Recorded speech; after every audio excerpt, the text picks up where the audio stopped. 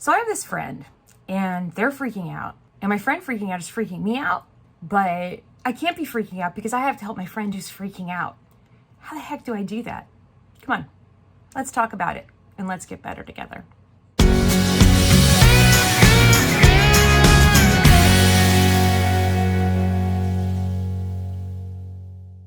So yeah, I have this friend, and this isn't one of those situations where I'm the friend. No, really, I have a friend and my friend is freaking out. And I'm freaking out for my friend. I'm freaking out about what's happening to my friend. And I'm trying to figure out how to help them with it and through it. And it's just like a lot on my mind. And I realized that if you're a human, and especially if you're a good human, you're in this situation a lot. And if you're the person maybe in your friend group who is like the one that either always has it together, or the one who doesn't always have it together but who has the advice, or the one who doesn't always have it together, and because you don't have it together, people think that you understand about freaking out. And so they come to you when they're freaking out because they're like, well, you won't think I'm a freak for freaking out.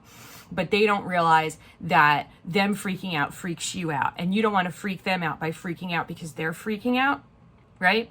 You're following all of this, right? So I'm trying to figure out the best way. And this is specific to this case, but I think this works a lot of the time when you have a friend freaking out.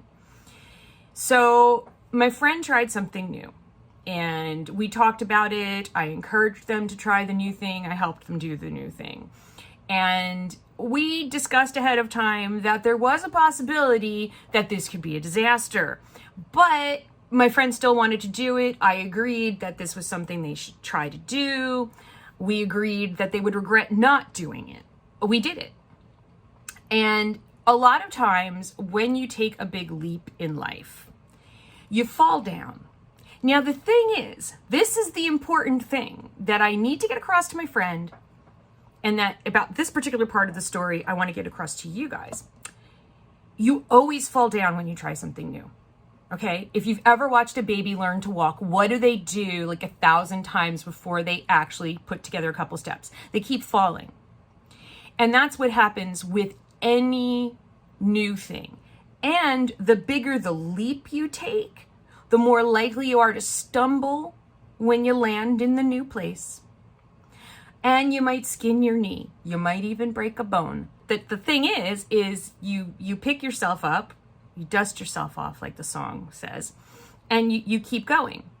And then a lot of the time, like the vast majority of my experience in this particular thing is that I take the leap, sometimes I do a roll and I recover right away. Sometimes I break both my legs.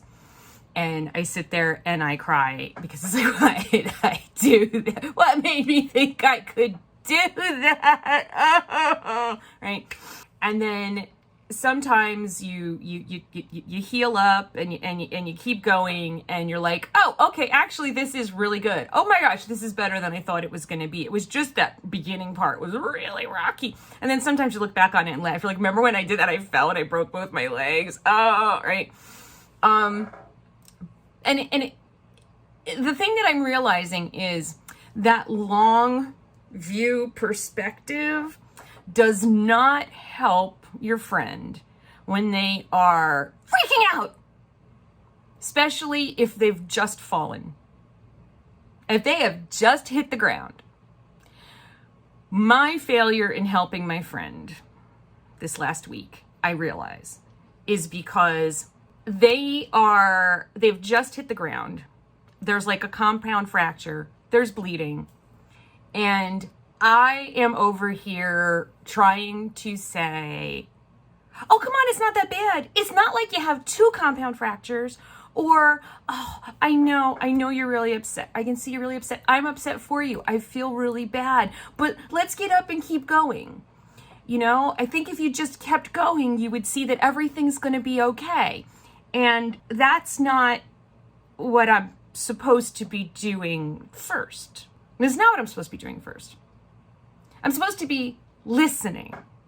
I have a really bad habit of not listening, which is why I'm so good on video, because you aren't talking back to me right now. I don't have to listen to you until later. I love video. I'm very bad. It's always my turn to talk, like always. And then when other people are talking, I'm like, it's my turn, it's my turn, it's my turn. So listening. We just found my kindergarten report card and it said something about me not listening. Foreshadowing. So the first step is to really listen. Listen, active listening, echoing back what they're saying, listening with an open heart, not judging their feelings, validate their feelings, but if they're catastrophizing, don't jump in and be like, oh my God, yes, this could totally destroy your life. I mean, don't reflect back the extreme emotions, but reflect back. I'm like, yeah, oh my gosh, of course you're freaking out. No, of course you think, I could totally see why you would feel like that. What else? What else? Just vomit on me. Just let it all out. So I didn't really do that. I immediately jumped in and I went into fix it mode. I went into therapist mode. I went into, it's not that bad mode. Instead of just sitting there in the dirt with my friend and their compound fracture, applying pressure, create a splint, and listen to them. So, okay, so that you need to do. You need to listen to them. But now you can't leave them in the dirt, but you can't go from having just fallen, got the wind knocked out of you, scraped yourself up, compound fractures, spinal fracture, whatever it is that happened. You don't go from that to running again. And as the friend who is down here helping them, you need to take this slowly. This is the thing. Whatever happened to your friend did not really happen in an instant. It is not only about whatever just happened. It's about everything that has happened in their life before this. And it's going to take them a minute before they're ready to even look forward into wherever it was they thought they were going. They're not ready. They can't see it. They cannot. They are in so much pain and so hating on themselves right now, and they can't see it. So trying to get them to see it actually is, I realize, I'm just making their anxiety worse by trying them to get going again, to see that, I came up with, okay, here's all the actions we are going to take to fix this. And then I made them go do those things. I was like, now go get him, Tiger. Take that compound fracture, your skull wound, all your scars, slap some makeup on, get out there and go do those things we said we were going to do to keep moving forward.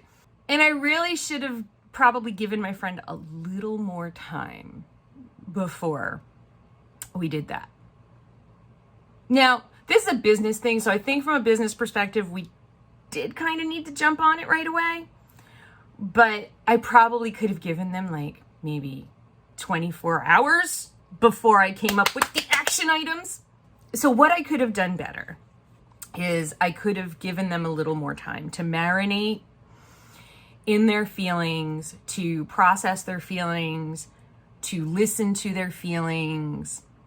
I could have sat with them there in the dirt on the bottom and just listened for a little while longer. And then I could have moved on to the next steps. So why didn't I do that?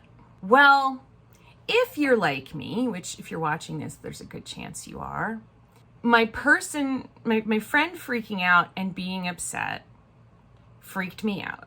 I felt really guilty for what was happening to them. Now, here's the important point. Not my fault. Okay? Not my fault. But I feel like it's my fault because let me just inform you, whatever's going wrong in your life out there right now, viewer, it's probably my fault because I believe everything is my fault. I really do. I am the supreme ruler of the universe and everything is my fault. Because that's how it feels. It feels like everything is my fault. When someone's hurting, for some reason, my initial reaction to someone hurting is guilt. I am immediately thinking, what did I do wrong? Now, we know where that comes from. That comes from trauma. That comes from a whole boatload of trauma. But so I'm bringing my trauma to my friend's crash and burn crisis. And my way to deal with my trauma is to immediately get up and run. I don't wallow in my trauma, which is why I'm 55. Gonna be 55 in a month. Oh my God. So I'm getting used to saying it. I'm 55 and I'm still working through my trauma because I like to just bulldoze through it. And I'm trying not to do that anymore. So how this video is already really long. This was going to be like a quick video. So what you need to do is stay in that moment, be there with them. You can bring your trauma to the party. Just don't talk about your trauma. Bring your freak out to the party so you can empathize with them, but don't, and here's, I think, an important point. You can freak out a little bit with them, but this is about them, not you. So you got to keep it together. Okay? You freak out for them. Like, you're like empathizing. You're like, oh no, I totally understand. I get that. Oh gosh, that must feel horrible. But don't bring in how horrible it feels. And don't suggest things to freak out about, by the way. Don't do that either. So you give your friend some time on your own somewhere, go journal about it, talk about it, but you need to kind of hold it together for your friend. This is where you need to be the friend. You need to hold space for your friend. And then after a little bit of time, when you notice that they're starting to catch their breath a little bit, if they're starting to make sounds or saying things that might be slightly positive, don't jump on it and be like, yes, there they see the light at the end of the tunnel. Let's go. Let's run. No. Don't start trying to just like fan the hell out of the flames of hope in your friend, because you can accidentally put out a fire by blowing on it too hard. Yep. I've done that too. They're coming out of overwhelm. The last thing you need to do is overwhelm them, okay, with how we're going to fix it. So when you start to see the little, like, okay, they're breathing a little bit more normally, they're starting to talk about things with less dread, they're almost seeing maybe a little flicker of hope, just be like, yeah, I mean, maybe that could happen. That's all. Don't, like I said, don't blow so hard on that flame, that spark, that you blow it out, because I did that last week too. I don't feel like well, here's the thing. I was a good friend last week because everything I did from love. I really did. I was trying to help this person through a freak out. But I'm realizing, because my person is freaking out again, and I don't think they ever stopped freaking out, that I could have done a better job. So right now I've been giving them time. And then I'm going to wait for there to be any flickers of hope. And then when I see a flicker of hope, I'm going to, sort of test it out and be like, well, I mean, what do you think could happen? Not what's the worst that could happen, because they've already done that a million times. What's kind of the best thing that could come out of this, right? Like, let's say the compound fractures heal, the internal bleeding slows down, and you've only got some scars. What's the best thing that could come out of this? But don't suggest what it is. I mean, they might tell you that the best thing that comes out of this is that they're never going to try anything again. And in that moment, you're going to want to be like, no, you can't think like that. I'm so proud of you. You're so brave. I wish I was this brave, blah, blah, blah, blah, blah, blah, blah, blah, blah. They can't hear you. They don't want to hear you. We need to keep this little window of opportunity open here. And if they indicate some slight willingness to see that the best thing is that they're never going to try anything again, you need to breathe with them and say, absolutely, like, I'm with you. Whatever you decide, I'm with you. And I know that doesn't feel very encouraging. That feels like the exact opposite of what you do. It's like I'm reinforcing their collapse. I can't do that. Yeah, you can. Because here's the thing. Only one person can make your friend stop freaking out. Your friend. You can't. You can't actually do anything. You can only be there. And the more you try to help, the worse you're going to make it. And you may have very, very strong opinions, thoughts. I am building up I could take this thing to court right now. I have an entire whole defense plan of why this person it's not a disaster and it's gonna be great. And I want to say, just trust me, it's gonna be great. But they can't hear that. They can't feel that. They're not there. And so I need to journal that, talk to somebody else, make a video, whatever, and just stay with my friend where they are right now. Like, what's the worst you think could happen? What's the best that could happen? In my heart, I immediately want to say, oh, look, reality is going to be somewhere in between those two, right? So come on, let's go. No, I just have to listen to them. I just have to listen to them, affirm what they said, and just let them come to it on their own. The only time that I would say you break these rules what is this? Rules that I just gave you is if your friend is breaking more, then there's definitely internal injuries. If as you're sitting there on the ground with them, they start laying down and having trouble breathing, in other words, if you see your friend spiraling downwards into a bad place, this is when you step in with, maybe you should talk to a professional about it. Maybe you should talk to somebody about this. I'm happy to be here, but maybe you should talk to a professional.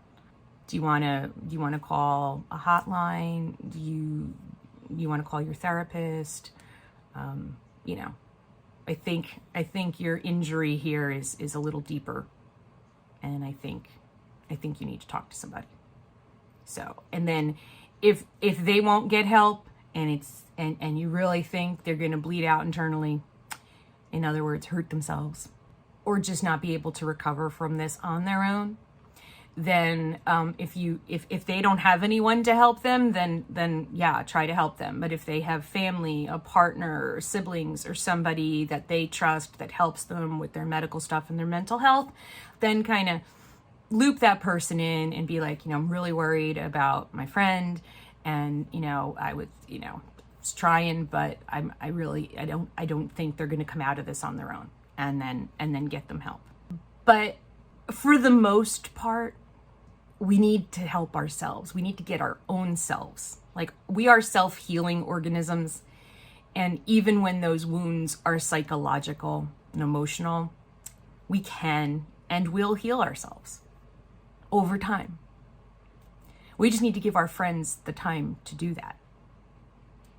And that's really hard when you're in your own freak out energy. And so that's why the best way to be a friend is to go do jumping jacks, run around the block, dance, scream into a pillow, journal, make a video, scream to another friend, get your freak out energy out, so that when you are there with that person, and I'm not even physically with this person, I'm just, we're at the other sides of the country, then we can be more of a calming space of safety for them.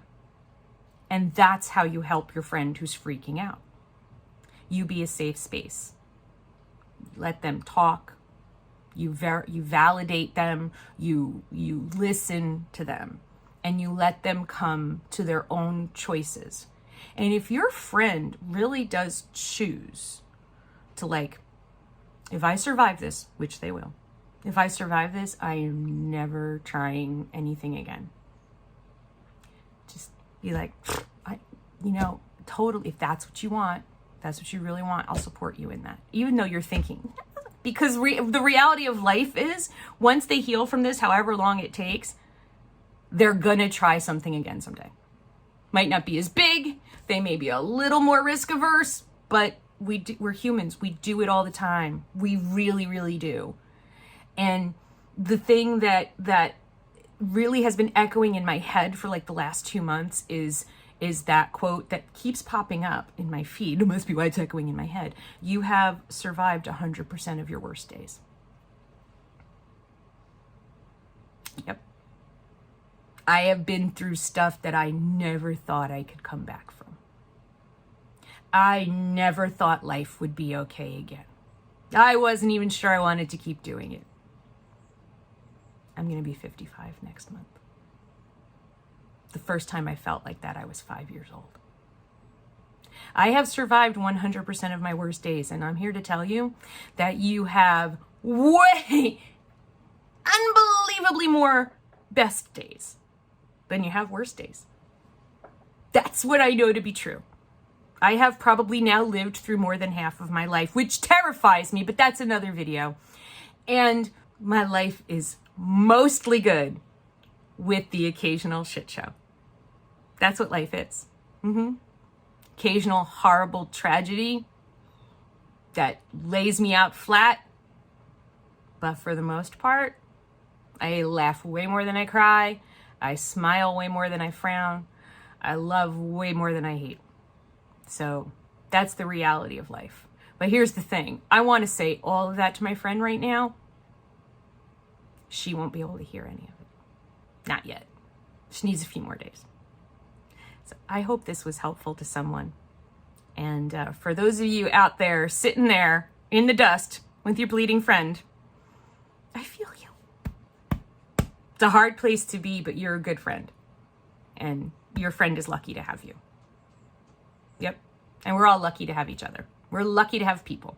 People who need people are the luckiest people in the world. It's a real song. I'm old enough to remember when it came out. I love you all so much. I really do. And I hope that this helped you and that you have a really great day. Love you. Bye.